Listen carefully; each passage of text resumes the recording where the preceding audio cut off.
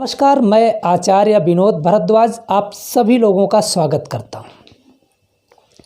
आज हम बात करेंगे रसराज पारद शिवलिंग की, क्योंकि पारद शिवलिंग जीवन के समस्त दुखों का शमन करता है,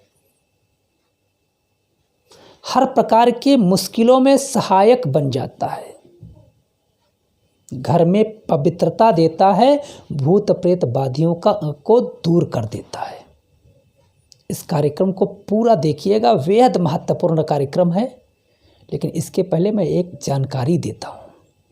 यदि आप किसी परेशानी से परेशान हैं, यदि आप किसी प्रकार का आप हमसे प्रश्न लेना चाहते हैं, जन्म कुंडली आप दिखवाना चाहते हैं, जन्म कुंडली का अवलोकन कराना चाहते हैं, या किसी समस्या में फंस गए हैं उससे निकलने का रास्ता ढूंढना चाहते हैं, तो एक बार आप विनोद भारद्वाज से ज़रूर सलाह लें। और यह सलाह मिलेगी कहाँ?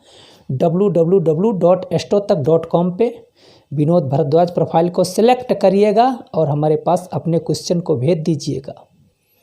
देखिएगा चमत्कार। यदि आप फ़ोन पे बात करना चाहते हैं तो सादर आप आमंत्रित हैं। अब बात करते हैं पारद शिवलिंग की। देखिए, पारद शिवलिंग का आदिकाल से हमारी धर्म संस्कृति में इसका उल्लेख मिलता है। आयुर्वेद में तो पारद शिवलिंग का बहुत बड़ा विश्लेषण है। चरक संहिता में कहा गया है कि पारद शिवलिंग रस है, पारद शिवलिंग वीर्य है, पारद शिवलिंग प्रजनन की शक्ति को उत्पन्न कराता है। यदि पारद शिवलिंग आपके घर में है तो तमाम प्रकार की दिक्कतें दूर हो जाती हैं।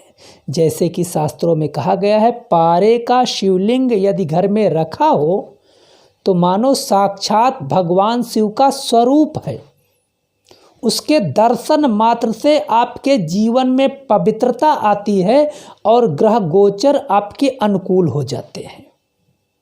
यदि पारद शिवलिंग का नित्य पूजन किया जाता है तो घर में नकारात्मक ऊर्जाएं दूर होती हैं, मतलब भूत प्रेत आदि बाधाएं दूर होती हैं।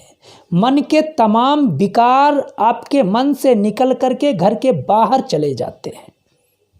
यदि किसी कार्य में सफलता नहीं मिल रही है, आपको बार बार प्रयास करने पे नहीं मिल रही है, तो पारद शिवलिंग का सोमवार से सोमवार तक दूध से स्नान कराएं और उस दूध को स्वयं एक नीचे कुछ पात्र रख दें, पात्र में एकत्र हो जाए, आप उसका सेवन करें।